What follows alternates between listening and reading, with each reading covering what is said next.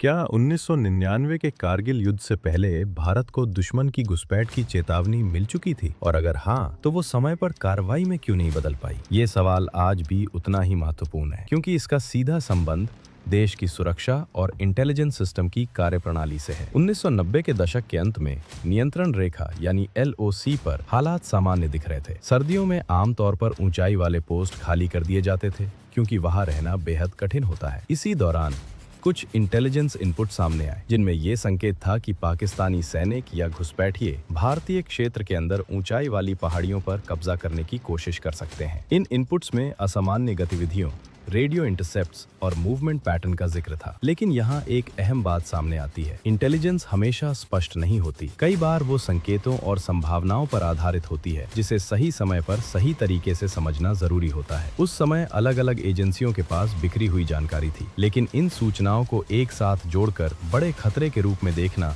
शायद उतना स्पष्ट नहीं हो पाया। 1999 की शुरुआत में स्थानीय चरवाहों और पेट्रोलिंग टीमों ने कुछ असामान्य हलचल देखी, लेकिन इसे शुरू में सीमित घुसपैठ या सामान्य गतिविधि माना गया। जब मई 1999 में स्थिति स्पष्ट हुई, तब ये पता चला कि घुसपैठ सिर्फ सीमित नहीं थी, बल्कि दुश्मन पहले से ही ऊंचाई वाली कई रणनीतिक चोटियों पर कब्जा जमा चुका था। यहीं से कारगिल संघर्ष की शुरुआत होती है। भारतीय सेना को बेहद कठिन परिस्थितियों में ऑपरेशन शुरू करना पड़ा, जहां दुश्मन ऊंचाई पर था और भारतीय सैनिकों को नीचे से चढ़ाई करनी थी। ये रणनीतिक रूप से बहुत बड़ी चुनौती थी। इस संघर्ष में सैकड़ों सैनिकों ने अपनी जान गंवाई, लेकिन अंततः भारत ने अपने क्षेत्र को वापस हासिल किया। इस पूरी घटना के बाद भारत सरकार ने कारगिल रिव्यू कमेटी का गठन किया। इस रिपोर्ट में ये साफ कहा गया कि इंटेलिजेंस और उसके समन्वय में कमी थी। अलग अलग एजेंसियों के पास जानकारी थी, लेकिन उसे समय पर एक स्पष्ट चेतावनी में बदलने में कमी रह गई। इसके बाद भारत में इंटेलिजेंस और सुरक्षा तंत्र में कई सुधार किए गए, जैसे बेहतर कोऑर्डिनेशन,